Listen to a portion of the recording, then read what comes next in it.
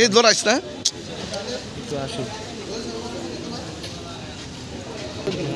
আমি দাঁড়াই থাক এই আরেকটু এই মাথা সোজা করে একটা ছবি লই ভালো অপু অপু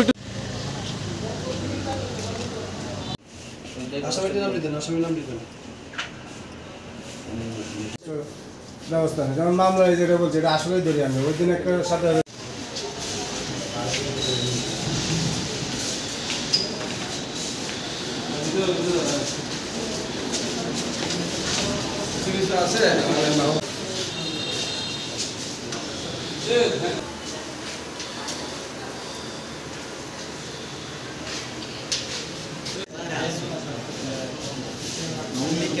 আমাদের সোনারগাঁ থানাধীন একজন মাদ্রাসা শিক্ষার্থী 10 বছর বয়সী আদিব গত 1/10/24 তারিখ সন্ধ্যায় মাদ্রাসা থেকে অপহরণ করা হয়।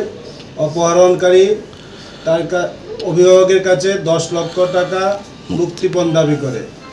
উক্ত সংবাদ আমরা মোবাইলে অবগত হয়ে তাৎক্ষণিকভাবে আমরা তদন্ত শুরু করি।